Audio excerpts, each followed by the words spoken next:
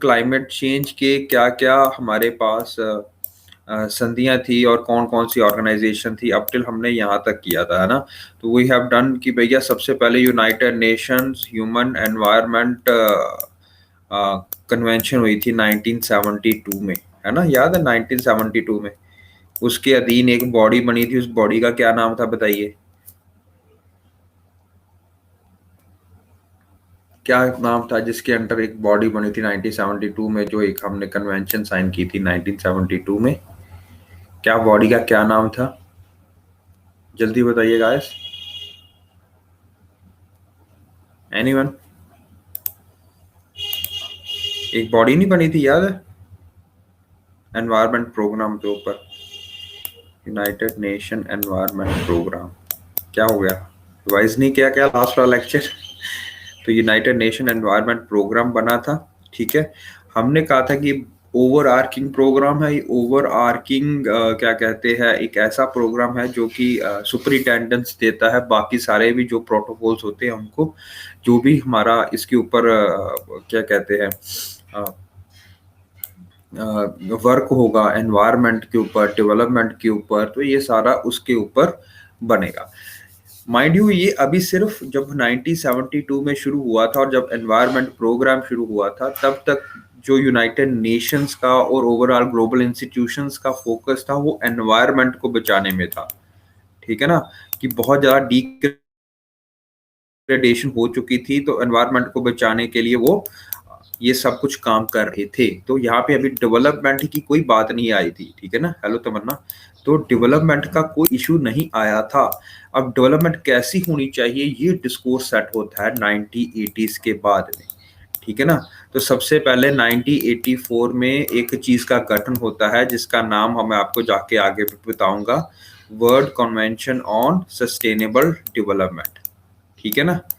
ये WWCST का एक गठन होता है 1984 में। अब चीज आती है डेवलपमेंट जो थी, ये पहली बार बताया गया कि डेवलपमेंट जो हुआ करेगी वो कौन सी डेवलपमेंट की हम बात कर रहे हैं, क्या इकोलॉजिकल इकोनॉमिकल डेवलपमेंट की बात कर रहे हैं, क्या हम सोशल डेवलपमेंट की बात कर रहे हैं, नहीं। सबसे पहले ये वर्ड आता है ना, इसी कॉन्फ्रेंस में आया, उसका नाम दिया गया हमने सस्टेनेबल डेवलपमेंट। सस्टेनेबल डेवलपमेंट का जो नाम था ये सबसे पहले इसी उसमें आया, और उसके संदर्भ में फिर एक कमीशन का गठन हुआ जिसको हम ब्रुंटलैंड कमीशन भी बोलते हैं। ब्रुंटलैंड, LANDT, ब्रुंटलैंड कमीशन भी बोलते हैं। ये जो ब्रुंटलैंड कमीशन है इसने फाइनली 1987 में अपनी एक कमीशन ने रिपोर्ट दी थी। उसके आधार पे ये बोला गया था कि आज के बाद सिर्फ एनवायरनमेंट की अकेले बात नहीं होगी, डेवलपमेंट की भी बात होगी। और डेवलपमेंट, बेटा कोई इशू आ रहा है? Everyone it's okay? Suman, is it on your end? Okay okay, ठीक है बेटा। एक बार if you are facing any issue you can log out and log in again, okay. Now जो ब्रुंटलैंड कमीशन था इसने पहली बार बोला कि जो हम जो डेवलपमेंट चाहते हैं that should incorporate that should go side by side with environment। तो डेवलपमेंट को आप रोक नहीं सकते हो, डेवलपमेंट होएगी, लेकिन किस प्रकार की डेवलपमेंट होएगी, अनचेक्ड ग्रोथ होएगी या चेक्ड ग्रोथ होएगी, या किस तरह से हमें अपनी पॉपुलेशन को इंक्रीज करना, पॉपुलेशन को कंट्रोल करना है, रिसोर्सेज को कंट्रोल करना है, ताकि वो सिर्फ हमारे टाइम नहीं, हमारे टाइम ही ना आए काम, आगे जो आने वाली जनरेशन्स हैं उनके काम भी आए। तो ब्रुंटलैंड कमीशन ने 1987 में सस्टेनेबल यूज का सबसे पहले यूनाइटेड नेशन जनरल असेंबली में एक प्रस्ताव रखा, ठीक है। जब ये ब्रुंटलैंड कमीशन ये प्रस्ताव देता है सस्टेनेबल डेवलपमेंट का, तो उसके बाद 1992 में एक कॉन्फ्रेंस होती है, ठीक है। 1992, ये आपको याद रखना पड़ेगा, ये 1992, it's a very important year. और ये एक और चीज के लिए जाना जाता है, UNCED, CED, ठीक है ना, United Nation conference on economic development, okay. Everyone good with this? Just a sec बेटा, किसी को इशू तो नहीं आ रहा इसमें क्या कहते हैं कनेक्ट करने में? बताइए बेटा। Everyone think everything is okay right now?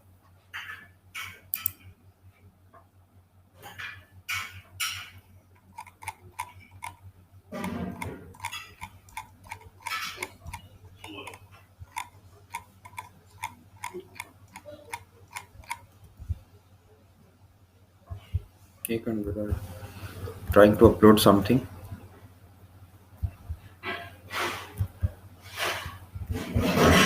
Just a sec.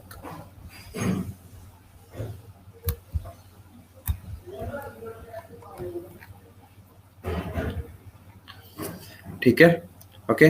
तो this was United Nation Convention on Environment and Development, not ecological and development, sorry, environment and development. इसको आप बहुत सारे नामों से जानते हो, ठीक है ना, जिसका नाम हम आगे जाके भी लेंगे, जिसको आप रियो डेक्लरेशन भी बोलते हो, जिसको आप रियो अर्थ समिट भी बोलते हो, जिसको आप सिंपली अर्थ समिट्स के नाम से भी जाना जाता है. ठीक है जी, ये सारे एक ही चीज का नाम है. ये उसको ऑफिशियली जो नाम है वो है यूएनसीईडी. यूएनसीईडी कुछ नहीं है, United Nation convention on environment and development है, कि एनवायरनमेंट और डेवलपमेंट पे कन्वेंशन करवाई गई. और उसमें सबसे पहले ये लिखित रूप में यूनाइटेड नेशन जनरल असेंबली में लिखा गया कि भैया कि ये जो डेवलपमेंट है वो सस्टेनेबल डेवलपमेंट होनी चाहिए, ठीक है ना. और सस्टेनेबल डेवलपमेंट करने के लिए, अब पहले तो बात होती थी सस्टेनेबल डेवलपमेंट की, अब क्या होती थी, एनवायरनमेंट को सस्टेनेबल डेवलपमेंट में एक साथ रख के देखे जाना लगा. और सेकंड थिंग, इसमें ये सबसे पहले बात आती है कि यार सिर्फ एक एनवायरनमेंट को, जैसे एक हमारा ह्यूमन को भी किस तरह से डेवलप करना है. तो आपने नाम सुना होगा millennium development goals, sustainable development goals, ठीक है ना. तो ये कंसेप्ट भी अभी ओरिजिन लेने की शेप लेता है, ठीक है ना. सबसे पहले तो हम ये बोला जाता है कि पॉवर्टी जो है वो बहुत खराब करती है ह्यूमन रिसोर्स को. पॉवर्टी हो गया, वुमन एम्पावरमेंट हो गया, environment and ecological and social development हो गया. तो इन चीजों को किस तरह से करना है, कैसे सस्टेनेबली यूज करना है, तो ये सारी चीजें इस कॉन्फ्रेंस में डिस्कस होती हैं. अब समझ लग गया, United Nation convention on environment and development में ये सारी चीजें डिस्कस होती है. और इसके बाद 1992 के बाद ये 5 प्रस्ताव लेके आते हैं, वो हम पढ़ेंगे कौन कौन से प्रस्ताव हैं, और यही आगे आपको गाइड करेंगे कि किस तरह से डेवलपमेंट चलेगी, ठीक है ना. कौन कौन सी कन्वेंशंस आएंगी, ये सारा कुछ इसमें लिखा होगा. Everyone cool with this? So let me draw a table for you guys so that you can understand this completely. चलिए बनाते हैं. Let me draw it for you guys. तो सबसे पहले let me clear this. सबसे पहले UN and वही जिसको मैन एंड बायोस्फीयर नाम का एक प्रोजेक्ट चलता है 1971 में, ठीक है ना. UN man and biosphere project 1971, उसी के अधीन United nation human environment convention on United Nation convention on human and environment, ये इसका गठन होता है 1972 में, ठीक है ना. इसी के अंदर आपकी एक बॉडी बनती है जिसका नाम है UNEP, United Nation environment Program. यहाँ तक क्लियर है सारा? यहाँ तक हम पहले भी करके आ चुके हैं ना. अब इसके बाद क्या होता है, इस कॉन्फ्रेंस को एक और नाम दिया जाता है. ये तो ऑफिशियल नाम से जाना जाता है United Nation conference on human environment, ठीक है ना, एनवायरनमेंट. इसको एक और नाम से भी जाना जाता है, जहां पे हुई थी स्टॉकहोम कन्वेंशन. याद रखिए, स्टॉकहोम कन्वेंशन में यूनाइटेड नेशन एनवायरनमेंट प्रोग्राम का सबसे पहले गठन होता है, ठीक है ना. स्टॉकहोम कन्वेंशन का नाम भी इसके नाम के साथ में जुड़ा हुआ है. अब जब ये होती है उसके बाद 1987 टू 83 में हमारे पास एक कमीशन आता है जिसका नाम है ब्रंटलैंड कमीशन। वही मैंने आपको बताया जिसने एक रिपोर्ट निकाली थी, अवर कॉमन फ्यूचर, ठीक है, अवर कॉमन फ्यूचर। इसमें इसने सस्टेनेबल डेवलपमेंट का यूज किया है पहली बार, ठीक है ना, ब्रंटलैंड कमीशन ने। ब्रंटलैंड एक बंदा था, अगर आप इसका नाम जानते हो तो ये नॉर्वे का, आई थिंक स्वीडन या नॉर्वे का ये प्राइम मिनिस्टर रहा था उस टाइम पे। एनीवेज, तो उसने ये बोला, ठीक है ना। उसके आधार पे अर्थ समिट हुआ फाइनली 1987 के बाद में, जब इसकी रिपोर्ट आती है, और सॉरी 1983 में ये एक स्टडी कमीशन करता है जो रिपोर्ट्स फाइनली सबमिट करता है 1987 में। तो 1987 में जब ये रिपोर्ट सबमिट करता है यूएनजीए को, उसके बाद एक समिट होता है जिसको आप United Nation conference on environment and development भी बोलते हो। ये बहुत बड़ी कॉन्फ्रेंस थी। इसके कितने नाम है, आप जितने मर्जी नाम से जान लो। इसको रियो समिट भी बोला जाता है, इसको अर्थ समिट भी बोला जाता है, इसको रियो अर्थ समिट भी बोला जाता है, ठीक है, और इसको यूएनसीईडी, ऑफिशियली इसको इस नाम से जाना जाता है, ठीक है ना, दिस मच। बट अनऑफिशियल इसको रियो अर्थ समिट भी बोलते हैं, रियो समिट भी बोलते हैं, ये भी सारा कुछ बोलते हैं। ये साइन होता है 1992 में। एवरीवन गुड, ठीक है, अब तक क्लियर है एवरीवन? बताइए, यहां तक क्लियर है?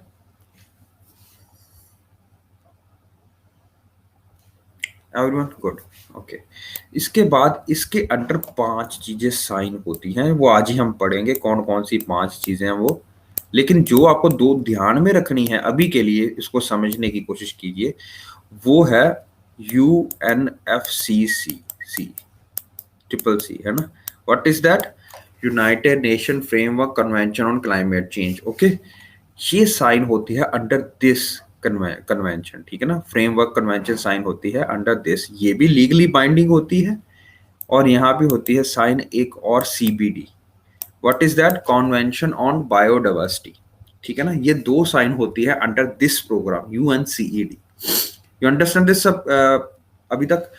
अच्छा, आगे जाके क्या होता है UNFCCC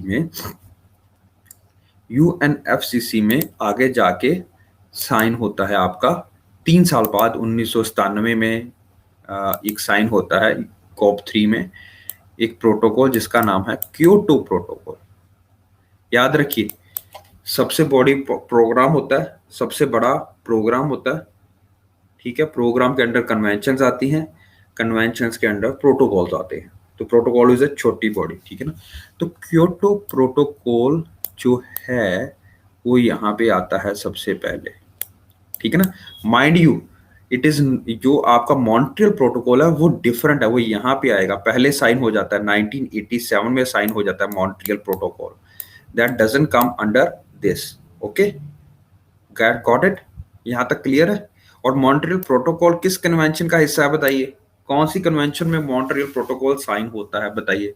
it is not part of UNCED, it is not part of UNFCCC, ठीक है ना। ये बाहर है, ये पहले साइन हो जाता है, UNFCCC के पहले हो जाता है साइन। मॉन्ट्रियल प्रोटोकॉल किस कन्वेंशन के बाद साइन होता है बताइए? I think I have already told you this before, Montreal protocol कि जब हमने करा था। बताइए जल्दी जल्दी, एनीवन?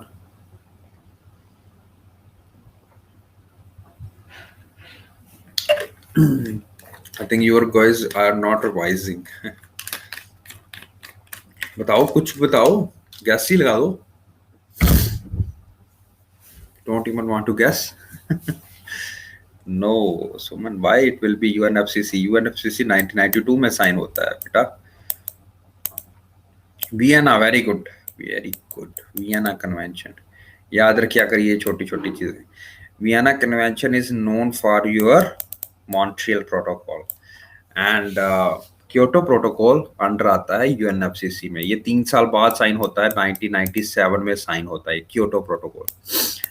क्योटो प्रोटोकॉल के अंदर दो असेसमेंट पीरियड रखे जाते हैं या दो पीरियड रखे जाते हैं, यानी कि 2008 से 2005 में रेटिफाई होता है सारी स्टेट से, और 2008 से 2012 तक इसका फर्स्ट पीरियड चलता है। 2012 के बाद से लेके 2020 तक 31 दिसंबर 2020 तक इसका सेकंड असेसमेंट पीरियड चलता है। ठीक है जी। अब ये क्योटो प्रोटोकॉल क्यों साइन हुआ, ये आप सबको पता है, ग्रीन हाउस गैस को एमिशन को कट करने के लिए ये साइन होता है। ठीक है जी। क्योटो प्रोटोकॉल, क्योटो प्रोटोकॉल के अंदर क्या किया जाता है, आप पढ़ के आ चुके हैं, सारा कुछ याद है, हमने पढ़ा था carbon tax, carbon offsetting, carbon trading, emission trading, याद है, reductions, we did this while we were doing mitigation strategies। तो ये सारे किस चीज के हिस्से है, ये सारे चीज के हिस्से क्योटो प्रोटोकॉल का। एक जर्नल हम 3 प्रोग्राम पढ़ेंगे आज आगे जाके, जिसका नाम है clean development mechanism, joint implementation and emission reduction. 3 चीजें आती हैं इसके अंदर, आज हम पढ़ेंगे इसके बाद, ठीक है ना।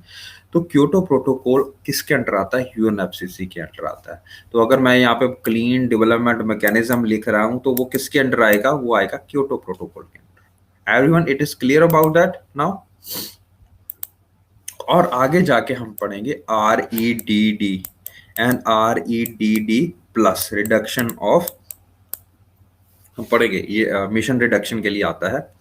ये REDD प्लस प्रोग्राम क्या है, ये भी किसके अंडर आता है, क्योटो प्रोटोकॉल के। और किसके अंडर आता है, यूएनएफसीसी के, sorry not Kyoto protocol, UNFCCC के अंडर आता है। ठीक है ना।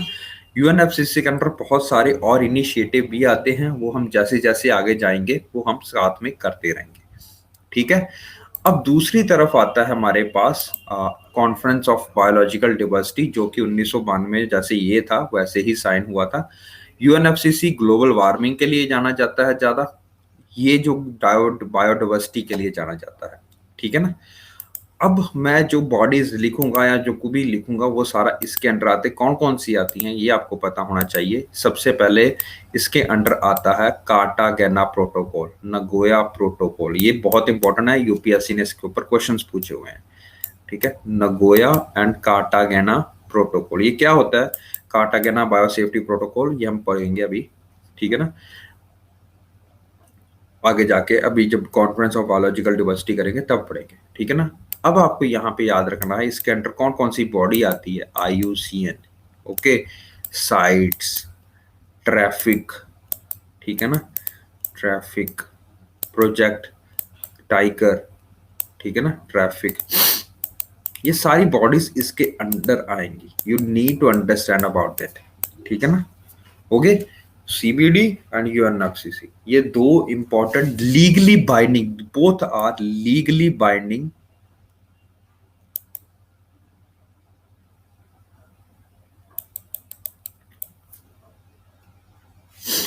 लीगल इंस्ट्रूमेंट्स, नॉट बाइंडिंग, अभी मत लिखो, लीगल इंस्ट्रूमेंट्स मतलब सबने रेटिफाई किया है और इसको एक्सेप्ट किया है अपने कॉन्स्टिट्यूशन में और अपने कंट्री में।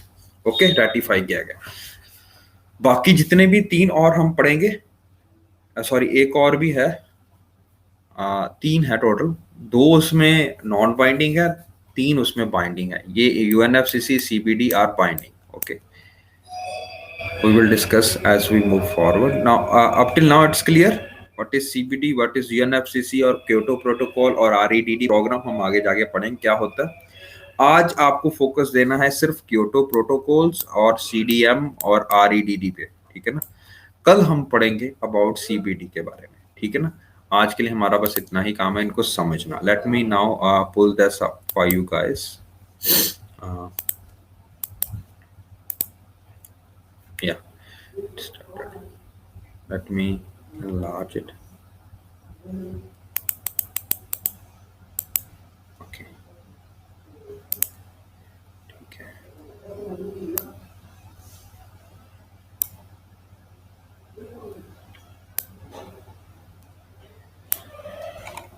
Just a sec, I need to, we have done this, we have done this.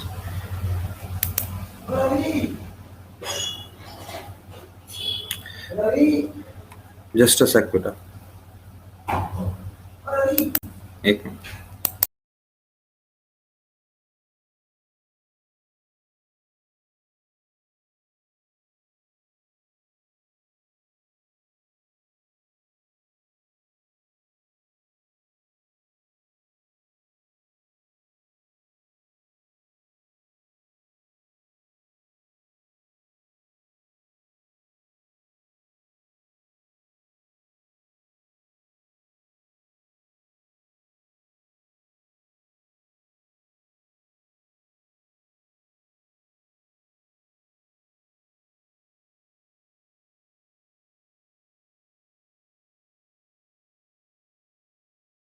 Okay, good.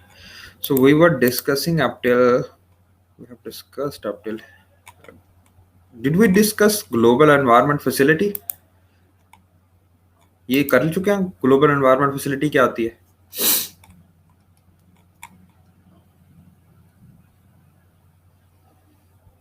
Okay, we have done this global environment facility. Okay, good, good, good. We will discuss it, आगे भी जाके करेंगे इसको discuss. ये diagram, इसकी screenshot ले लो बेटा एक बार, एक मिनट होल्ड करने दो मुझे, इसकी स्क्रीनशॉट ले लो, ठीक है? ये बहुत अच्छा डायग्राम है, इसको बना के रख लेना, तो हम पढ़ेंगे इसको आगे भी जाके, ठीक है? आगे चलते हैं। ये क्लीन डेवलपमेंट मैकेनिज्म क्या होता है हम पढ़ना है आज आके। कार्टागेना प्रोटोकॉल, साइट्स, आईयूसीएन, आगे जाके कहाँ पे जाते हैं? Global initiative on diversity and climate change, ठीक है? तो सबसे पहले हम पढ़ेंगे United Nations conference on environment and development के बारे में, जो कि 1992 में अर्थ समिट के नाम से भी जाना जाता है, ठीक है? तो सबसे पहले इसको, एनवायरनमेंट को और डेवलपमेंट को अगर यूनाइटेड नेशंस में पहली बार एक साथ पढ़ के देखा गया है तो वो कहाँ पे देखा गया है? अर्थ समिट 1992 में, ओके? इसमें कौन से कंट्रीज थे कि इन्होंने 190 कंट्रीज ने कमिटमेंट पीरियड दिया था कि 2000 तक हम ये सारा काम करेंगे। इसी के फॉलो अप में एक समिट बोला गया, जिसको बोला 10 साल बाद, मतलब 1992 के 10 साल बाद आते 2002, ठीक है ना? 2002 के नाम से भी जाना जाता है इसको। एक कॉन्फ्रेंस हुई थी, उसका नाम बोला था रियो प्लस 10 से भी जाना जाता है। रियो मतलब 1992 में हुआ था, तो 10 साल बाद दोबारा हुआ रियो में ही, सॉरी जोहानिसबर्ग में भी, यानी कि सेम अर्थ समिट जब 10 साल बाद होएगा तो हम उसको एक नाम से जानेंगे, उसका नाम है world summit on sustainable development. इसको रियो 10 के नाम से भी जाना जाता है, रियो 10, ठीक है ना? रियो के 10 साल बाद, ठीक है? इसी तरह 10 साल और निकल गए तो हमने इसी प्रोग्राम को क्या नाम दिया? रियो 20। ये दोबारा रियो में हुआ था 20 साल बाद, ठीक है ना? ओके, तो इसको हमने नाम दिया United Nation conference on sustainable development. तो अगर ये सस्टेनेबल डेवलपमेंट है या world summit on sustainable development है तो रियो 10 या रियो 20 है। रियो प्लस 10, रियो प्लस 20 मीन, समझ लग गया? सेम बात किसकी कर रहे हैं हम? अर्थ समिट की बात कर रहे हैं। बात हम किसकी कर रहे हैं? सस्टेनेबल डेवलपमेंट की बात कर रहे हैं, ठीक है? कुछ इश्यूज डिफरेंट हो जाएंगे, हम आगे जाके भी पढ़ेंगे, बट मोटा मोटा ये सारा कुछ यही ऐसे ही चलेगा। Everyone got that? Rio plus 20 का मतलब है रियो के 20 साल बाद, रियो 10 का मतलब है after 10 years, okay?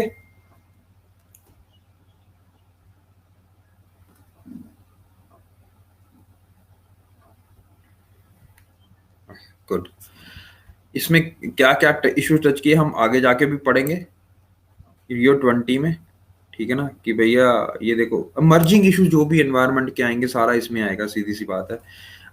Checking production of toxic components like lead in gasoline, हमने बात की थी ना, लेड पेट्रोलियम, लेड की, है ना? लेड एक बहुत ज्यादा न्यूरोटॉक्सिक एजेंट है। लेड पहले पेट्रोलियम पे पड़ता था, तो ये बात होती है, और फिर लेड को अनलेडेड पेट्रोल अब डालते हैं हम, ठीक है ना? तो नॉकिंग एजेंट की तरह यूज करते थे हम पहले इसको, ठीक है? तो पॉइजनस वेस्ट प्रोडक्ट था इंक्लूडिंग रेडियो एक्टिव मटीरियल, उसकी बात होएगी। अल्टरनेटिव सोर्सेज ऑफ एनर्जी की बात होएगी, फॉसिल फ्यूल्स की, ठीक है ना? New reliance of public transportation system in order to reduce vehicular emission. Smart cities याद है? Smart cities, congestion in cities, smart cities की डेवलपमेंट करना, नेचर को अपने स्मार्ट सिटीज के अंदर डेवलप करने की कोशिश करना है ना। तो ये सारी चीजें इसमें बात कही जाएगी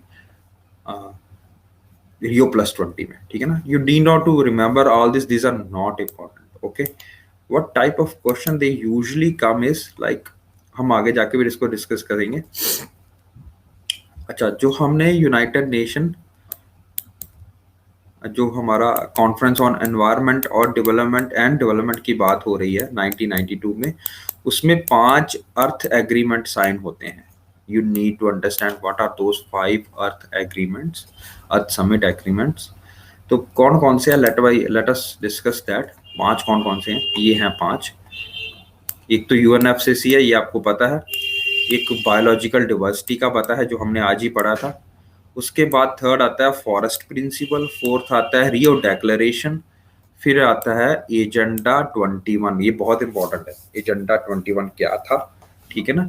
तो लेट अस डिस्कस, ये 2 हम डिस्कस करके आ चुके हैं, क्या है ये हम पढ़ के आ चुके हैं। ये क्लाइमेट चेंज के ऊपर रहेगी, और क्लाइमेट चेंज में क्या क्या आएगा, sea water level rising, coastal erosion, coastal जो ये सारे सिस्टम्स है, ठीक है ना। कोस्टल पॉपुलेशन के ऊपर जितना भी प्रेशर पड़ रहा है, कोस्टल चेंजेस के ऊपर, छोटे छोटे आइलैंड्स है like Kiribati, like Nauru, like Papua New Guinea, जिसके ऊपर क्लाइमेट चेंज का बहुत, मालदीव्स जिसके ऊपर क्लाइमेट चेंज का बहुत प्रभाव पड़ेगा।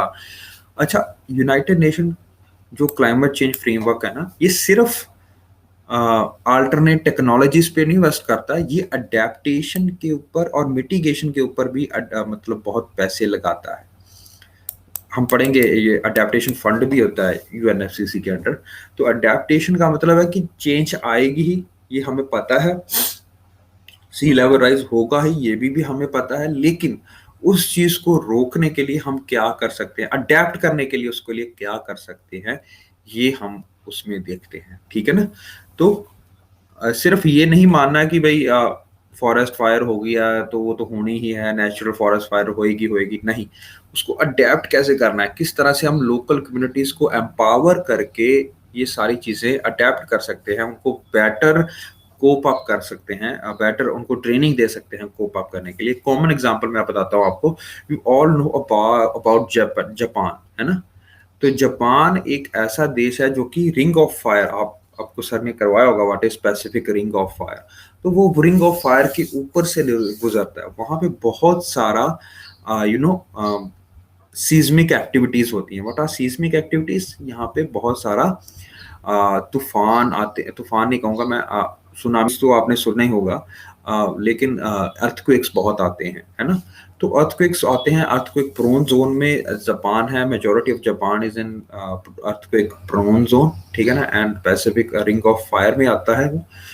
इसके कारणवश लोगों को वहां छोटे होते ही ट्रेनिंग दी जाती है कि भैया अगर आपके पास अर्थक्वेक आता है, what is the best course of action, या तो घबराना नहीं है, आपको क्या करना है, कैसे मैनेज करना है। इवन छोटे छोटे बच्चों के ट्रेनिंग ड्रिल्स होते हैं, ठीक है ना। तो ये है अडेप्टेशन करना, ठीक है ना, अडेप्ट करना। अब आप चेंज नहीं कर सकते हो, आप जापान के लोकेशन को उठा के कहीं और नहीं रख सकते हो, आपको उसी के साथ जीना पड़ेगा, ठीक है ना। तो वहां के लोगों को पहले ही ट्रेन किया जाता है, अगर सुनामी आ जाती है, अगर ये कुछ आ जाता है, तो how you have to deal. आपको पैनिक नहीं करना है, आपको अपना कैसे अपना बचाव करना है, ये आपको वहां पे छोटे होते से ही ट्रेनिंग दी जाती है। इसको एक बोलते हैं अडेप्ट करना to climate change. Okay guys, are you getting this point. ताकि नुकसान कम हो, उस वहां पे जापान में बहुत पैसा इन्वेस्ट किया जाता है, किस तरह से बिल्डिंग का स्ट्रक्चर बनाना है जो कि अर्थक्वेक को बचा।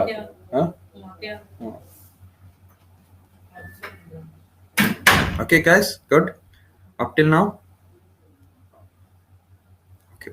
उसी तरह कॉन्फ्रेंस ऑफ बायोलॉजिकल डिवर्सिटी सिर्फ ये नहीं है कि हम सिर्फ बायोलॉजिकल डिवर्सिटी को प्रिवेंट करेंगे, मतलब प्रोटेक्ट करेंगे through various acts and policies and organisations, ये सारी चीजें हैं। बट आपको ये बात भी याद रखना है कि biological diversity means food crop भी उसमें आएगा, ठीक है ना, फूड क्रॉप्स भी आते हैं, ठीक है ना।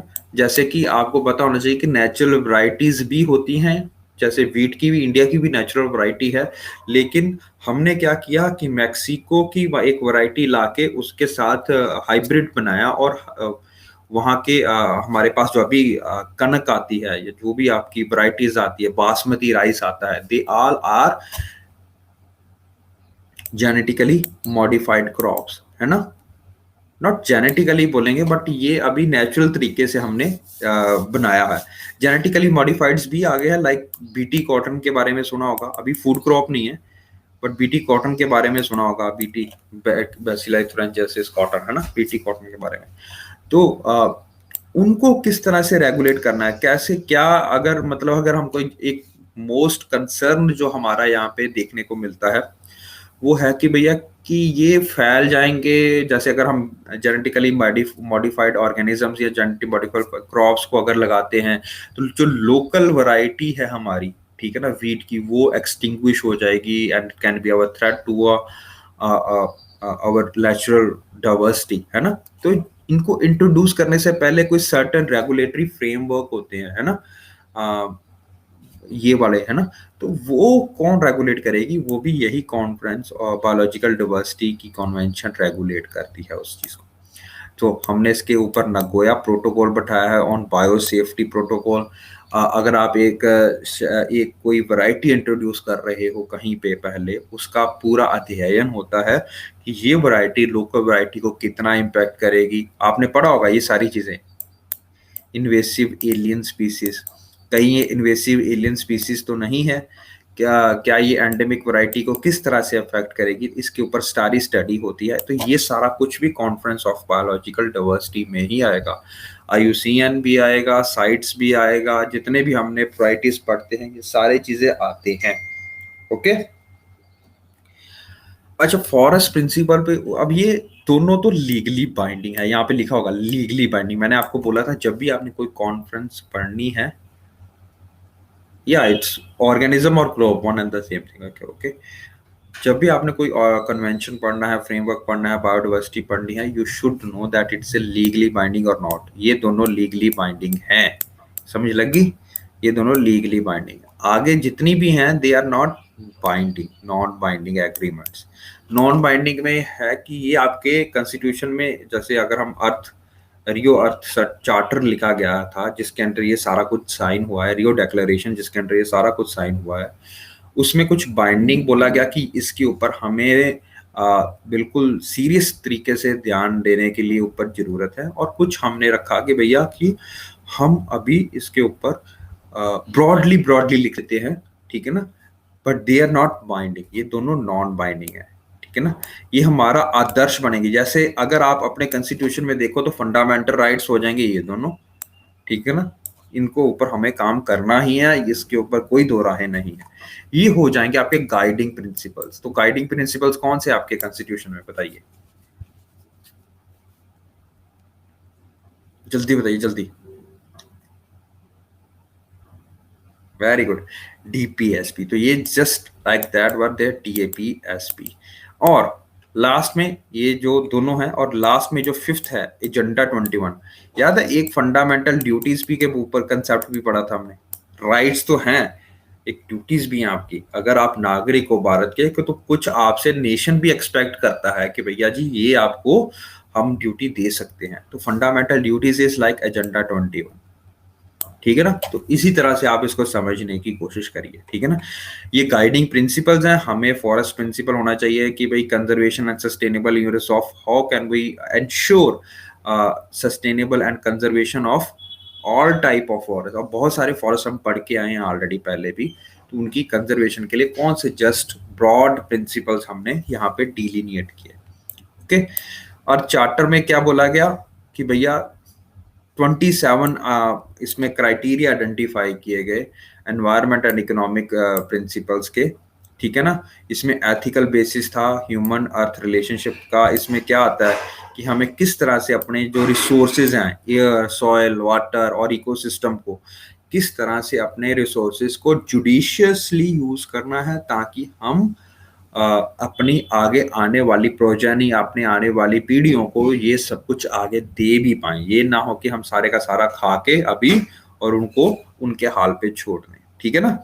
तो ये सारा कुछ इसमें लिखा गया। स्टाइज ऐसे करके हमारे पास क्या कहते हैं चीजें आती हैं। I will not go into that detail क्या क्या आता है, बट बेसिकली अगर आप इसको पढ़ना चाहते हो तो रियो डेक्लेरेशन में क्या स्टेट की सोवरेनिटी के ऊपर बोला गया, राइट टू डेवलपमेंट के ऊपर बोला गया। ये बोला गया कि भैया देखो, आपका राइट है, जैसे राइट क्या है, राइट टू एक्सप्लॉइट किसी भी नेशन के ऊपर कोई भी जितने भी उसके right to resources, natural resources हैं, चाहे पेट्रोलियम, गैस, एयर, वाटर, जितना भी है रिसोर्सेज, नेचुरल रिसोर्सेज हैं, फॉरेस्ट, ये आपका अधिकार है, उसको एक्सप्लॉइट करो। लेकिन किस तरह से करना है, ड्यू टू एक तो आपको सस्टेनेबल डेवलपमेंट के लिए हिसाब से यूज करना है उसको, कि आप आगे आने वाली पीढ़ियों के लिए भी छोड़ो। दूसरा कि भैया जी आपको ये भी इंश्योर करना है कि आपके जो एक्शंस हैं, जो आप राइट टू मतलब एक्सप्लॉइट कर रहे हो नेचुरल रिसोर्सेज को,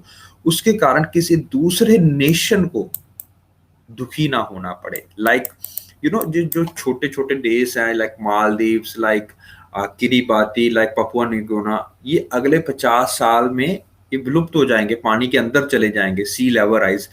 क्यों? क्योंकि ये आइलैंड नेशन को सबसे ज्यादा खतरा है क्लाइमेट चेंज से, ठीक है ना। तो हमारे एक्शन अगर कंट्रीब्यूट, अगर इंडिया, क्योंकि इंडिया को इतना ज्यादा कोई फर्क खास पड़ेगा नहीं, क्योंकि इंडियन कोस्टल रीजन थोड़े अंदर आ जाएगा पानी और, है ना। बट जो ये जो आइलैंड नेशन है, ये तो पूरे सबमर्ज हो जाएंगे, और मालदीव्स के ऊपर तो शुरू भी हो गया है ना, काफी ज्यादा अगर आप देखो पानी अंदर आना। तो ये चीज ना हो, या इस चीज को हम डिले कर पाए, तो ये एक चार्टर लिखा गया कि भैया कि अपना, आपकी राइट तो है, पर ये राइट्स हैं आपकी, ये दोनों राइट्स हैं, पर आपकी रिस्पॉन्सिबिलिटी भी है कुछ।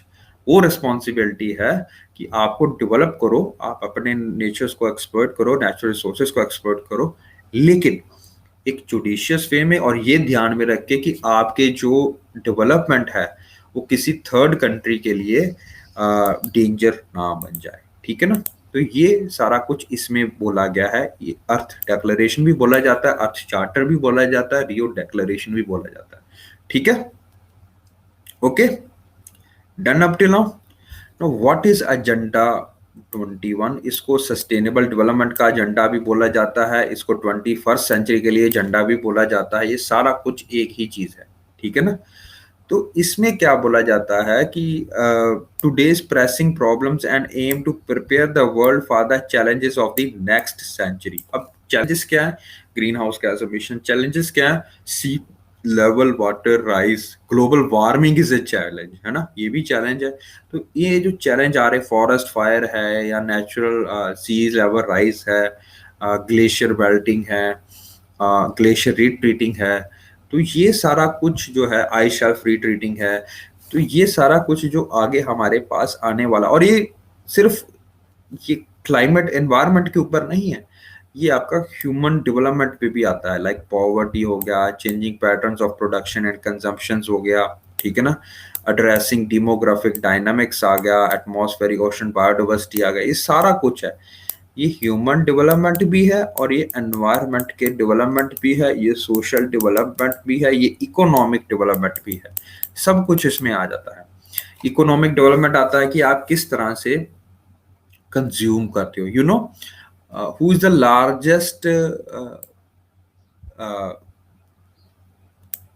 Consumer in the world? Per capita consumption किसकी ज्यादा है? यूनाइटेड स्टेट्स की। पर कैपिटा एमिशन किसका ज्यादा है? पर कैपिटा मतलब हर एक बंदा वहां पे इतना ज्यादा एमिट करता है कार्बन, ठीक है ना, तो वो है यूनाइटेड स्टेट्स। उसके बाद सेकंड नंबर पे कौन आता है? चाइना, ठीक है ना। उसी तरह अगर आप ह्यूमन डेवलपमेंट की बात करते हो, तो पॉवर्टी कहाँ पे ज्यादा है, ये आपको पता होना चाहिए। पॉवर्टी के कारण और ज्यादा पोल्यूशन, और ज्यादा डेवलपमेंट, और ज्यादा मतलब रिसोर्स करंच आता है। उसके बाद एनवायरनमेंट के ऊपर जो ऑलरेडी मीगर रिसोर्सेज हैं, उनकी ओवर एक्सप्लॉयटेशन होती है फिर, ठीक है। सोशल डेवलपमेंट के ऊपर बहुत इम्पैक्ट पड़ता है, जिसके कारण देश जो है ये विशियस सर्कल पे ऊपर व्यस्त रहता है, इसी के ऊपर रहता है, मतलब कंफ्यूज रहता है। तो agenda 21 is nothing but it is like, आप अगर आपके ऊपर आपके पास कोई सहूलत है, तो उसके ऊपर आपकी रिस्पॉन्सिबिलिटी भी बनती है कि आपको अपना किस तरह से यूज करना है। ठीक है ना, रिसोर्सेज को। It's that's all only thing. Okay guys, up till now it's clear. So if we move forward,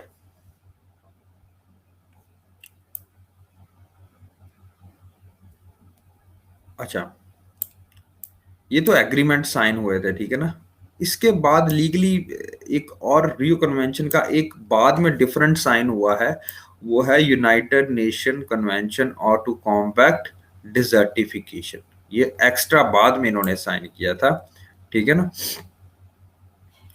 conference of biological diversity, UNFCC, ठीक है ना, framework convention on climate change, United conference of biological diversity and United Nation convention to combat desertification.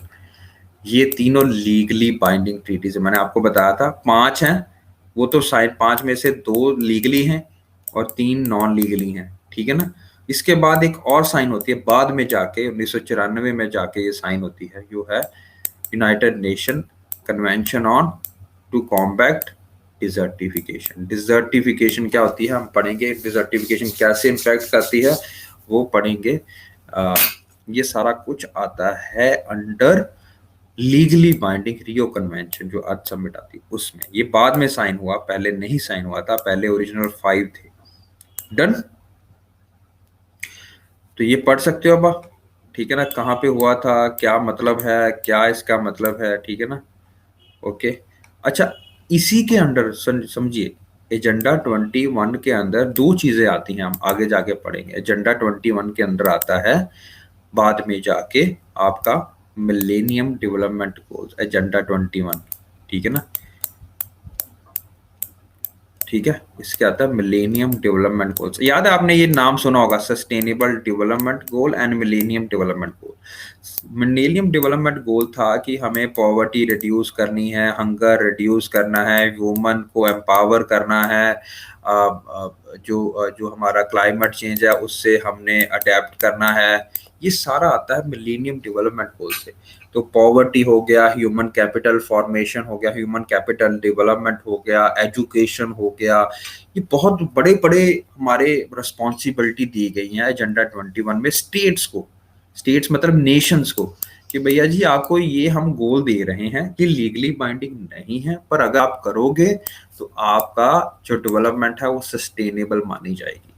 तो ये 2015 तक चले। हमने फिर एक मूल्यांकन भी किया यूनाइटेड नेशन जनरल असेंबली ने कि भाई कितने हमने अचीव कर पाए हैं और कितना हमें और आगे अचीव करना है। उसी के आधार पे एजेंडा 21 की जो ब्रॉड कैटेगरी है उसके आधार पे हमने 2015 में एक और चीज साइन की यूनाइटेड नेशन जनरल असेंबली के अंदर, वो है सस्टेनेबल डेवलपमेंट गोल। ये अगले 15 साल तक के लिए हमारे पास नोटिफिकेशंस है, हमारे पास गोल्स हैं कि इन गोल्स को हमें अचीव करना है, उसी तरह जैसे हमने अचीव किया पॉवर्टी का।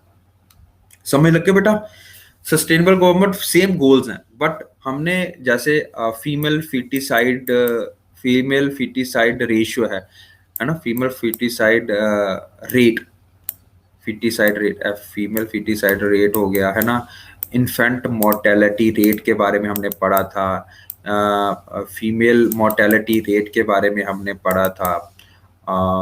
ये सारा यू नो ये कहाँ पे आता है, ये आता था मिलेनियम डेवलपमेंट गोल का हिस्सा था, ठीक है ना।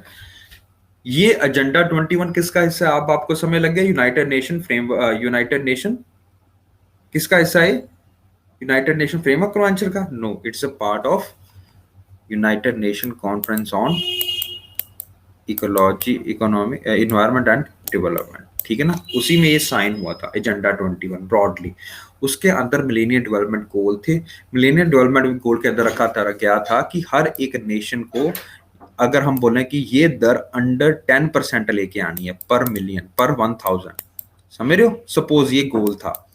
तो हम किसी भी कंट्री का अचीवमेंट कैसे देखते हैं कि कितना वो टारगेट अचीव कर पाई है, इन सब में डिक्रीज आया है कि नहीं आया। अगर इन सब में डिक्रीज आएगा, खुद सोचो, तो क्या ह्यूमन डेवलपमेंट इंप्रूवमेंट होगा? ह्यूमन डेवलपमेंट इंडेक्स में इंप्रूवमेंट होएगी? यस। एजुकेशन में इंप्रूवमेंट होएगी? यस। जनरल हेल्थ में इंप्रूवमेंट होएगी? यस। पॉवर्टी रिडक्शन होएगी? यस। ठीक है ना, गेटिंग दिस? अच्छा, अब इंडिया की गवर्नमेंट इसके ऊपर क्या कर रही है? इंडिया की गवर्नमेंट इस चीज के ऊपर तवज्जो देने के लिए जननी शिशु सुरक्षा योजना, ठीक है ना, इंटीग्रेटेड वैक्सीनेशन प्रोग्राम, ठीक है ना, ये सारी चीजें लेके आ रही है। ये सारी चीजें क्या करते हैं? इन्फेंट मोर्टेलिटी रेट डिक्रीज करते हैं। याद है आपको, जो अभी सरकारी स्कूल में पढ़ते हैं उनको तो पता है कि एक गोली दी जाती है हमको आयरन की, लड़कियों को खास करके जो अडोलेसेंट एज की होती है, फॉलिक एसिड और उसकी, ठीक है ना। ये सब कुछ किसने बताया इनको? एजेंडा 21 में यूनाइटेड नेशंस ने बताया, भैया जी आपके पास, मान हमने रिसर्च की है कि ये चीजें अगर आप ठीक कर लेते हो तो आपके अंदर आपकी जो जनरल इंप्रूवमेंट है वो अच्छी मानी जाएगी, ठीक है। तो यूनाइटेड नेशंस ने एजेंडा 21 दिया, उसके अंडर गोल्स दिए आपको अचीव करने के लिए, आप वो गोल्स अचीव कर रहे हो। और अचीव करने के लिए आपको क्या करना पड़ेगा? आपको इसके ऊपर एक्ट्स एंड पॉलिसीज लेके आनी पड़ेगी, स्कीम्स लेके आनी पड़ेगी गवर्नमेंट। और गवर्नमेंट क्या कह रही है अभी आपको जननी शिशु सुरक्षा योजना में कि हम आपके 6,000 रुपए आपके अकाउंट में सीधा ट्रांसफर करेंगे अगर आप इंस्टीट्यूशनल डिलीवरीज करते हो, अगर आप दाई के पास ना जाके, अगर आप अपना क्या कहते हैं डिलीवरी कराते हो एक हॉस्पिटल में, ठीक है ना। अगर हॉस्पिटल में जाओगे तो मैटरनल मर्टोलिटी रेट कम हो जाएगा, समझ रहे हो ऑफ कोर्स। अगर आपके पास डॉक्टर है, अच्छी सुविधा है, तो वो आपको जान बचाएगा, माता की जान बचाएगा वो, है ना। तो ये पॉलिसीज इस तरह से एक्ट करती हैं, समझ लग रहे हो? ये नहीं है कि एकदम से हमारी गवर्नमेंट उठी और उसने उठा के जननी शिशु सुरक्षा योजना बना दी, इंटीग्रेटेड वैक्सीन प्रोग्राम बना दिया, नहीं। इनको ब्रॉड जो विजन है वो कौन देता है? यूनाइटेड नेशंस देता है, यूनाइट एजेंडा 21 देता है। अब ये क्लियर है आपके पास? समझ लग गया एजेंडा 21 का बेसिक आइडिया क्या है आपके पास? क्या है ये? Done. It's a non legally binding over arching convention, है ना, set of rule, sorry. Okay, चलिए, if you're done with this, let us do a question that came in 2016 paper of UPSC preliminary. What is the answer to this question? पढ़िए और answer कीजिए। With reference to Agenda 21, sometimes seen in the news, consider the following statements.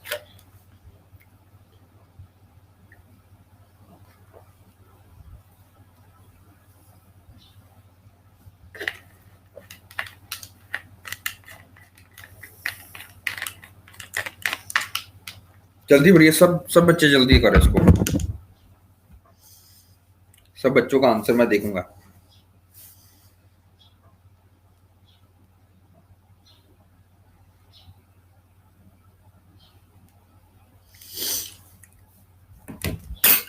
Very good, बाकी बच्चे भी करें,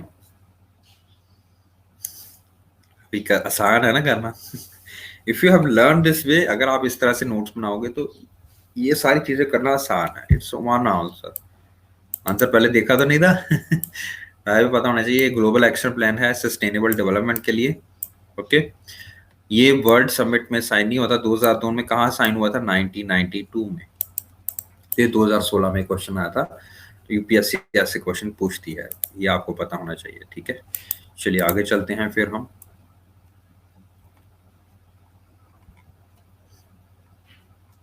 इसको we will deal, ठीक है ना। ये देखो, जैसे अगर हम बात करते हैं United Nation convention on combating desertification, किसकी रिकमेंडेशन पे बना था? ये बाद की रिकमेंडेशन है। मतलब जब ये कन्वेंशन साइन होगी थी उसके बाद में, मैंने बोला था 5 ही इसमें हैं, उसमें 2 लीगली बाइंडिंग थे, 3 नॉन लीगली बाइंडिंग थे एग्रीमेंट्स।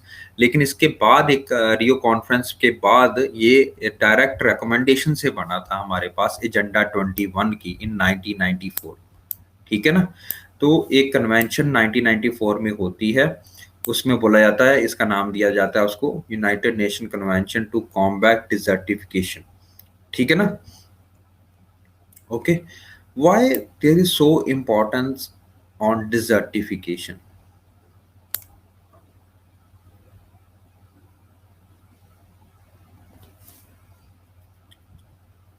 क्यों इतना ज्यादा बोला जा रहा है इसके ऊपर तवज्जो देने के लिए? बिकॉज सबसे पहले बात सुनो, इकोसिस्टम होने के लिए आपके पास, एक टेरेस्ट्रियल इकोसिस्टम होने के लिए आपके पास क्या होना चाहिए? सबसे जरूरी चीज क्या है? लैंड। ठीक है ना? लैंड होनी चाहिए। लैंड अगर नहीं होगी तो एक टेरेस्ट्रियल इकोसिस्टम वहां पे नहीं हो पाएगा। अच्छा, दूसरी चीज क्या है कि आजकल आपने देखा होगा पंजाब के जो नीचे वाले, जो राजस्थान के पास लगते जो एरियाज हैं, आपने देखा होगा उनकी मिट्टी उपजाऊ नहीं है। Like if we call about Bathinda, like Faridkot, like these areas जो कि राजस्थान की बाउंड्री के साथ टच करते हैं, सहारा सॉरी थार डेजर्ट के साथ टच करते हैं, दे आर नॉट, उसकी मिट्टी इतनी उपजाऊ नहीं है। ठीक है ना? क्यों? क्योंकि जो विंड बहती है राजस्थान से, वो अपने साथ जो है सैंड पार्टिकल्स हैं, वो सारे के सारा रेगिस्तानी मिट्टी जो होती है वो सारे के सारे साथ में वहां पे डिपॉजिट कर देती है। ठीक है ना? तो इसी तरह डेजर्ट एक्सपैंड करते हैं अपना, है ना?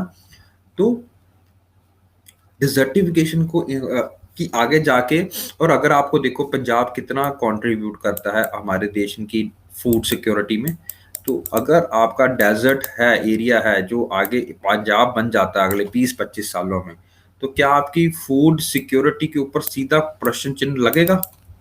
समझते हो ना? तो ये चीजें के ऊपर ना चीज हो ऐसा, तो इसी एजेंडा 21 को ध्यान में रखते हुए एक कन्वेंशन बनाई गई टू कॉम्बैट डिजर्टिफिकेशन। ठीक है ना? ये ओरिजिनल का हिस्सा नहीं था, बट उसकी डायरेक्ट रिकमेंडेशन से बना है। ये देखो लिखा हुआ direct recommendation of Rio conference agenda 21। ठीक है ना? तो इस ध्यान को रखते हुए कि अच्छा, एक तो ये है हमारी फूड सिक्योरिटी का इशू है। दूसरी चीज अगर ध्यान रखें, लैंड की अगर डिग्रेडेशन होती है तो क्या एसोसिएटेड बायोडाइवर्सिटी जो वहां पे रहती है उसकी उसके ऊपर भी प्रभाव पड़ेगा ना? ठीक है ना?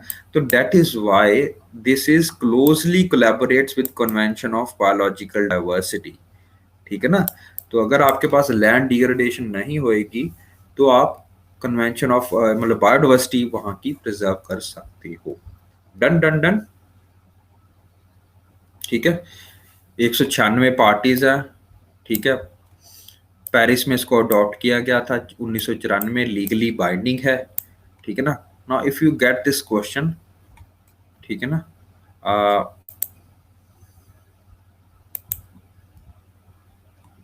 If you get this question, let me check, एक मिनट वेट करो बेटा।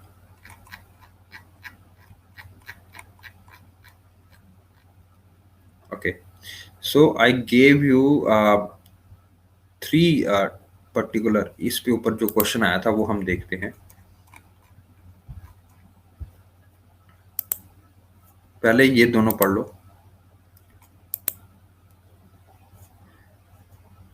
Try to do this question. This is two options, फिर मैं आगे लेके जाता हूँ।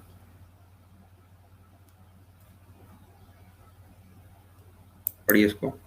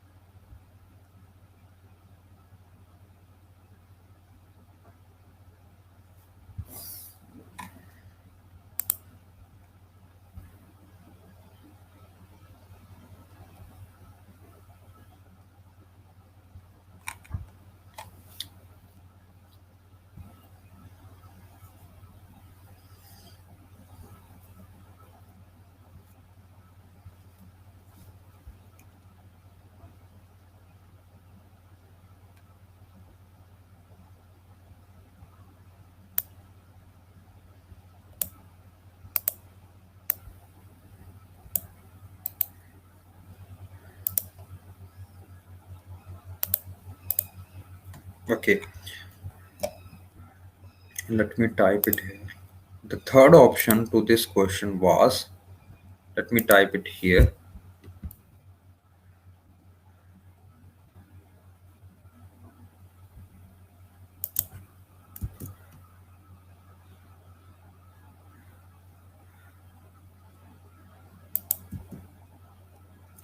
ठीक है ना। दिख रहा है आपको थर्ड ऑप्शन? एवरीवन बताइए, थर्ड ऑप्शन दिख रहा है? चलो फिर अब मेरे को बताओ कौन सी स्टेटमेंट्स इसमें ट्रू हैं या गलत है।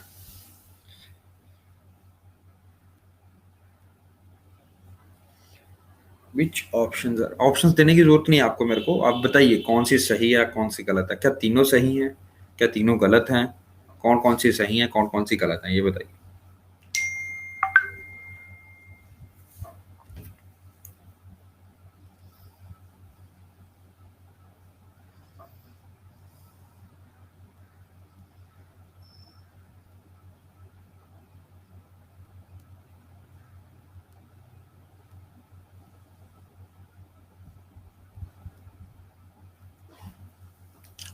Why is second false?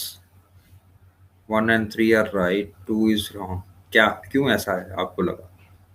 This was just your instinct or was something like else? What was the reason why go you guys think it's wrong?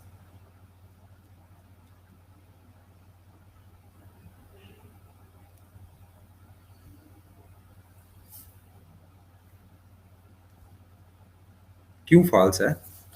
क्या नॉर्थ अफ्रीका में आपके पास डेजर्ट नहीं आते?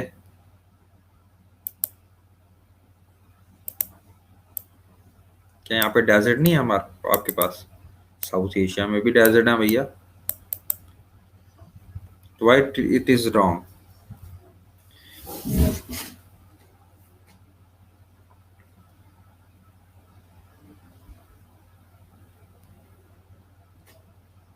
Yes, that is the keyword here. Particular focus, special focus. Yes, यहाँ पे हैं majority, यहाँ पे हैं पर पूरे यहाँ पे नहीं है। आपको पता होना चाहिए कोल्ड डेजर्ट कहाँ है आपका, ठीक है। तकला मकान डेजर्ट कहाँ है आपका, ठीक है। सर ने करवाया होगा आपको तिब्बत के बाद में ऊपर के ऊपर। उसी तरह गोबी डेजर्ट कहाँ है आपका, ठीक है ना। इसी तरह से एंडीज के बाद भी एक डेजर्ट आता है, पेटागोनिया डेजर्ट है ना। एंडीज के बाद पेटागोनिया, एंडीज के बाद है ना आई थिंक। ड्राइएस्ट डेजर्ट है जो पेटागोनिया डेजर्ट। उसी तरह मोहावे डेजर्ट भी आता है यूनाइटेड स्टेट्स में। तो ये आर नॉट पर्टिकुलरली और यहाँ पे ही नहीं लोकेटेड है, और जगह भी डेजर्ट्स हैं। तो ये ऐसा नहीं है कि इसके ऊपर स्पेशल फोकस दिया जाता है। हाँ, यहाँ पे रीजन्स हैं जहाँ पे डेजर्ट्स हैं, बट ऐसा कोई स्पेशल फोकस है, पर्टिकुलर फोकस नहीं दिया जाएगा, क्योंकि हर जगह पे डेजर्ट्स आपके पास अवेलेबल हैं। अगर तो स्पेशल फोकस यहाँ पे नहीं दिया जाता है। This was the catch word. Yes, bottom up approach होती है, लोकल पीपल को बुलाया जाता है, इनकम बैट उनका यूज किया जाता है, उनको उनको स्ट्रेटजीज सिखाई जाती हैं to combat desertification. One is true, ठीक है ना।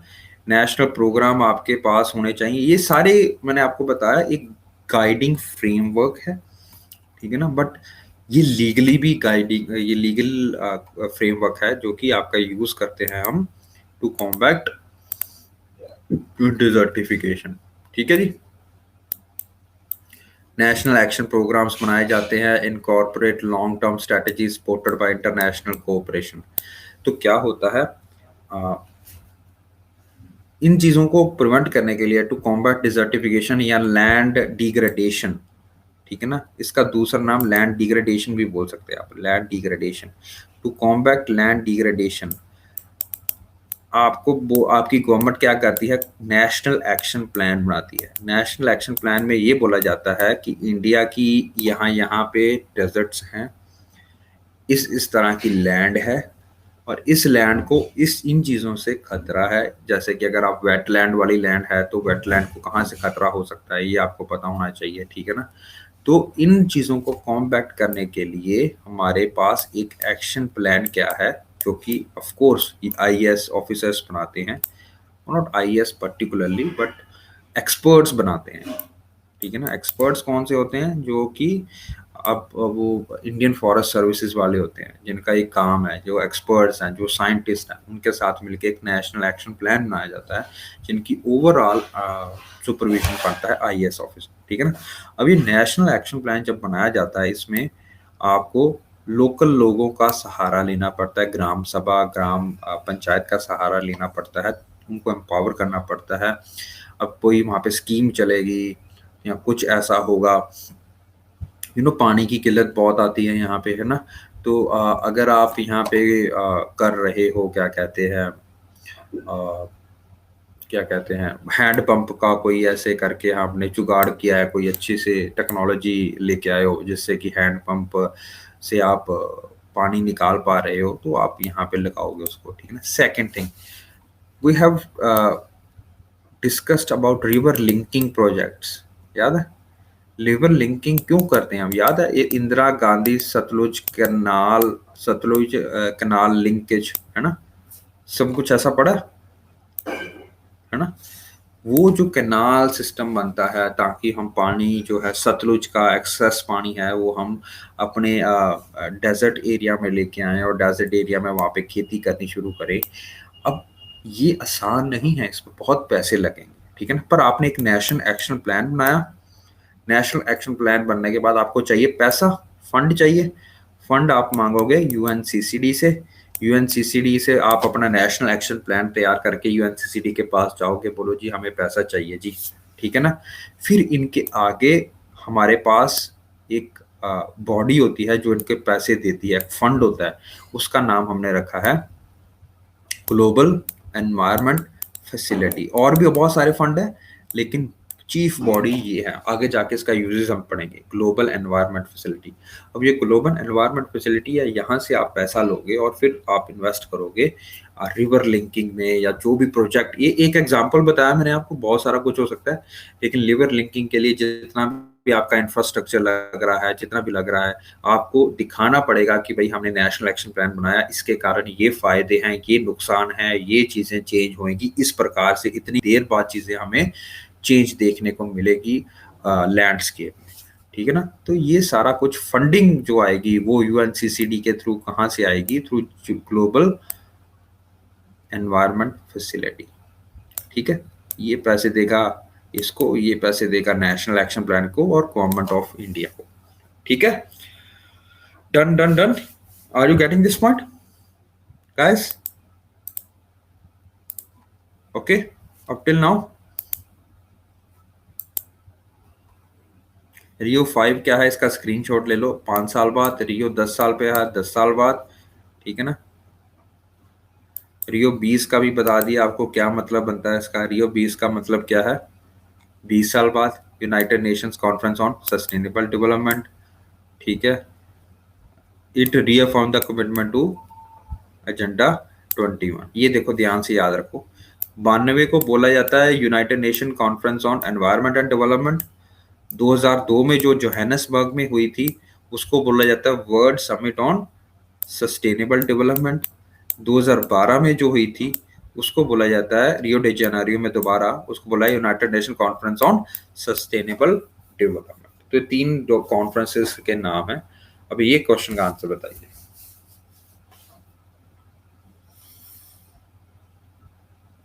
इजी, ये भी क्वेश्चन पेपर में आया हुआ है।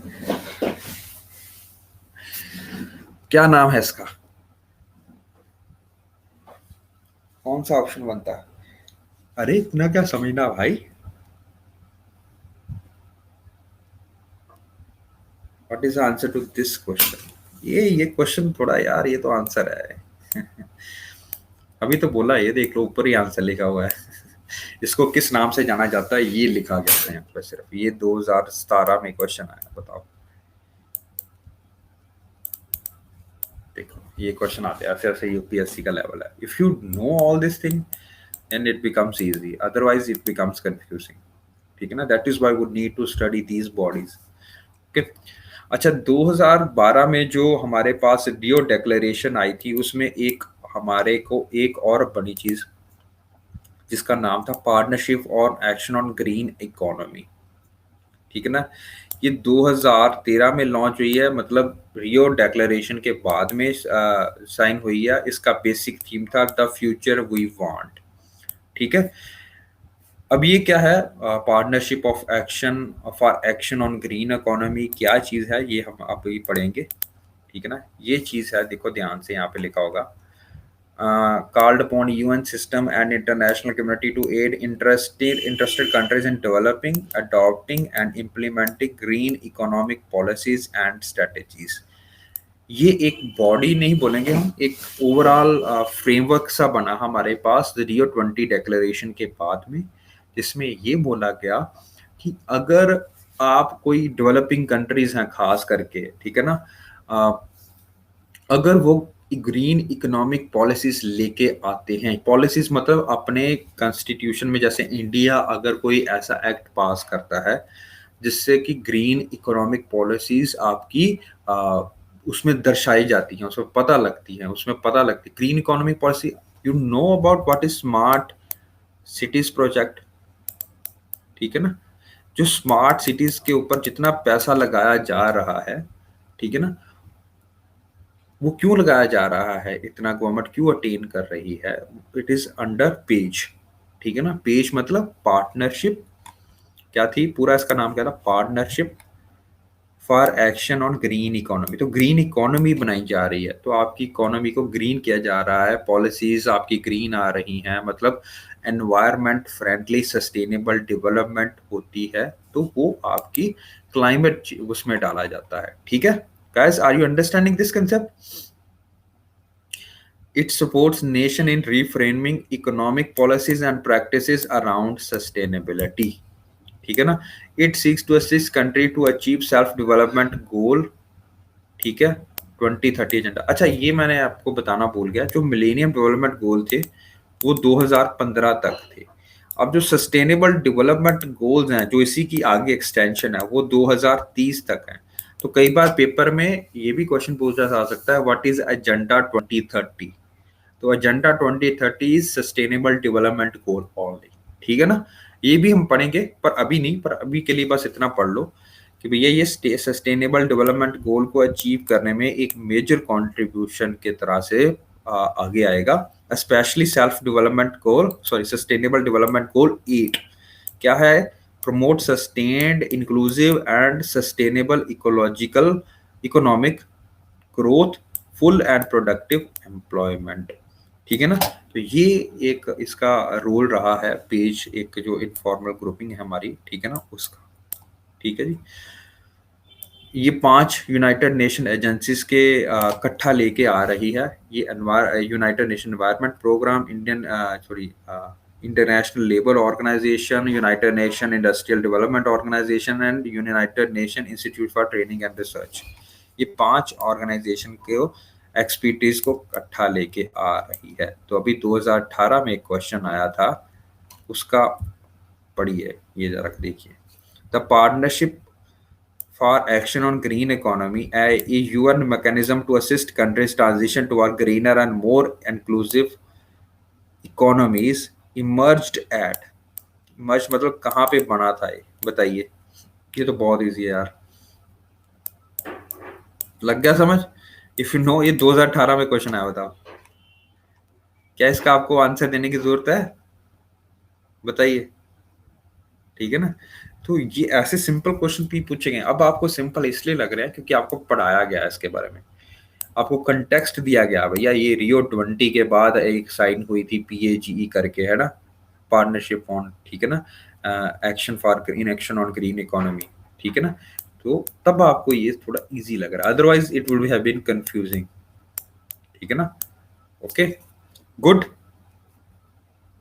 अच्छा, ये भी याद रखना है कि ये सेल्फ डेवलपमेंट गोल कौन सा अचीव करने में हेल्प करता है, 8 व्हाट इज 2030 एजेंडा, ठीक है ना, ये भी याद करना है आपको, ठीक है जी। और कौन कौन सी एजेंसीज को ये सपोर्ट करता है, बस इतना ही पता होना चाहिए इसके बारे में, दैट्स ऑल। कौन कौन सी हैं? United Nation environment programme, international labour organisation, UNIDO, UNDP development programme भी, और UNITAR, ठीक है ना, training and research. Okay, good. 5 institute को ये सपोर्ट करता है। आगे चलते हैं फिर।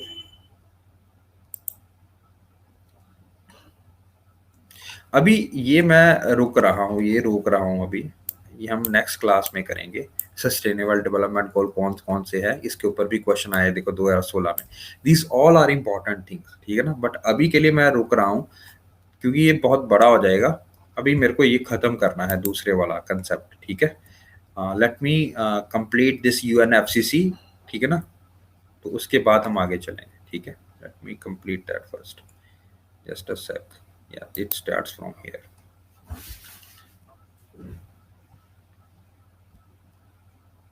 ठीक है। Let me start from UNFCC, ये हम थोड़ा सा पढ़ेंगे आज और इसको कंप्लीट करके फिर हम आगे चलेंगे।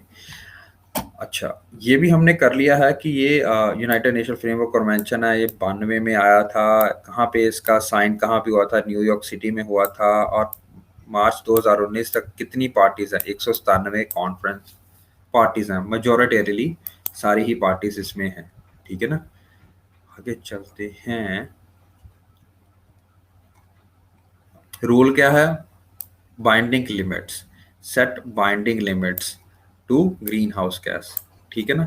Stabilise green house gas concentrations in atmosphere at a level that would prevent dangerous consequences. अब ये देखो, याद रखो, एम इसका जरूर है लीगली बाइंडिंग, ठीक है ना, बट लीगल अफेक्ट क्या है इसका? क्योंकि हमारे यूपीएससी ना, इट लव्स कंफ्यूजिंग पीपल, ठीक है ना। पेपर में ऐसा लिख देगी, UNFCCC is a legally binding agreement. Actually legally तो है, लीगल मतलब आपने रेटिफाई भी किया है अपने कॉन्स्टिट्यूशन में, ठीक है ना, but it is still non binding. Treaty is considered legally non binding, legal भी है लेकिन नॉन बाइंडिंग नहीं है उसके ऊपर। आपके पास आपको कोई कंपेल नहीं कर रहा है कि भैया ये करिए, ठीक है ना। क्यों है ये आज हम पढ़ेंगे, ठीक है ना।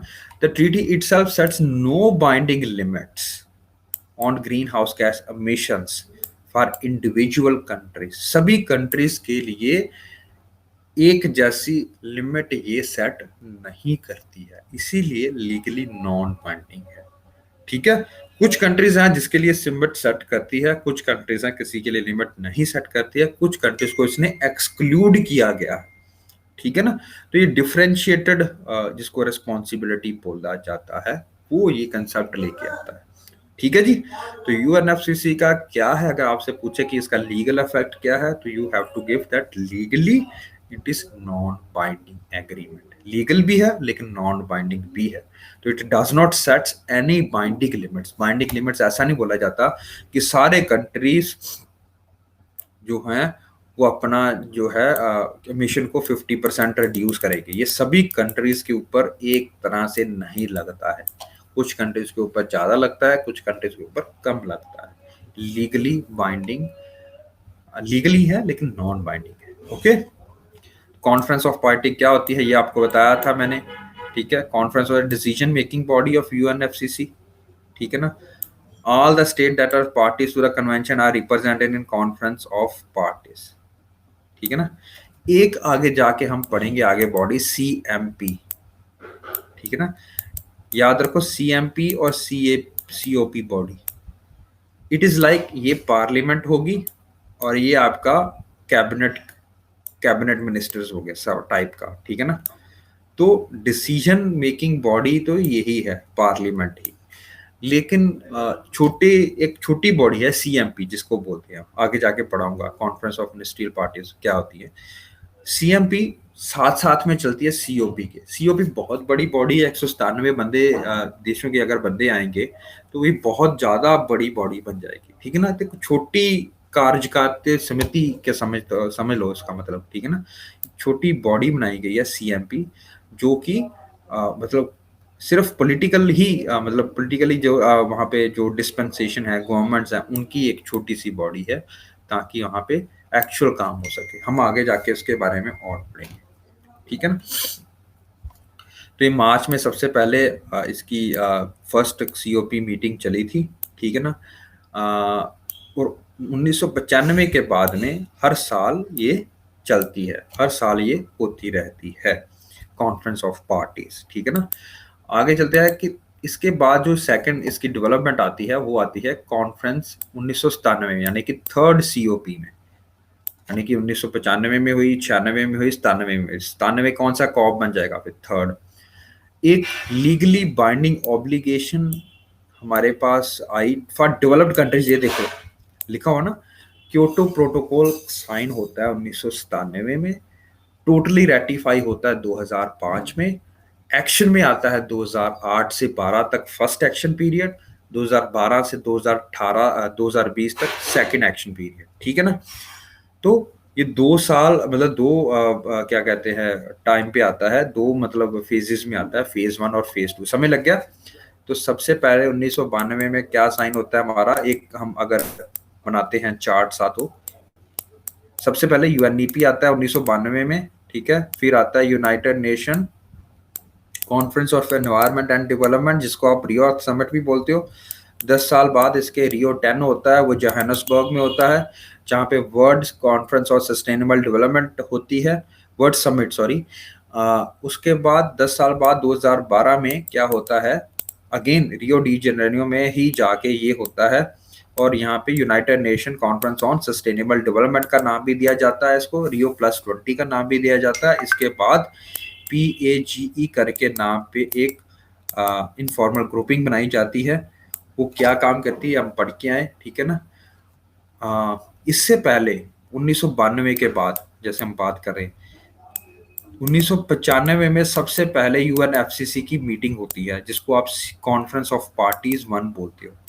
3 साल बाद ये 1997 में कॉन्फ्रेंस ऑफ पार्टीज जब तीसरी मीटिंग होती है, कहाँ पे होती है, क्योटो में, जापान में। तो वहां पे एक प्रोटोकॉल साइन होता है हमारे पास, नाम क्या है उसका, Kyoto protocol. It is a legally binding agreement, legally binding obligation only for developed countries, not developing countries, not economic in transition countries, not least development countries, ठीक है ना। Got it. तो ये सारी जितने भी कोप हुए हैं, ठीक है, ये यहाँ पे लिखे गए हैं। 2000 बाद में 5 के बाद देखो, याद रखो 2005 तक मैंने आपको बताया कॉन्फ्रेंस ऑफ पार्टीज होएगी अकेली। 2005 के बाद क्या होता है, रेटिफाई हो गया था आपका क्योटो प्रोटोकॉल, रेटिफाई हो गया था, हर सारे देश ने जितने भी थे उन्होंने रेटिफाई कर दिया था 2005 में। इंडिया ने 2002 में किया, ये देखो कॉन्फ्रेंस 8 में, न्यू दिल्ली में हुई थी कोप 8 2002 में, इंडिया ने रेटिफाई कर दिया था 2002 में। 2005 में ये एक्शन में स्टार्ट होता है एक्चुअली, और 2008 से फर्स्ट इसका पीरियड स्टार्ट होता था। 3 साल देते हैं आप अपना वो लेवल अचीव करने के लिए, फर्स्ट टारगेट से अचीव करने के लिए, ठीक है ना। ये देखो लेको, ठीक है ना, लग गया समझ, डन। इसके बाद 2005 के बाद CMP भी स्टार्ट होता है, कॉन्फ्रेंस ऑफ मैनेजिंग पार्टीज 1। ये देखो यहाँ पे स्टार्ट हुआ, और अभी तक कितने हो गए होंगे आपके हिसाब से, हर साल हो रहा है 2005 के बाद, तो अराउंड 15 तो हो गए होंगे ना। तो CMP 15 आ जाएगा, कोप कितना आ जाएगा ये आपको पता लग जाएगा, कोप कितना आना चाहिए, बताइए कोप कितना आएगा।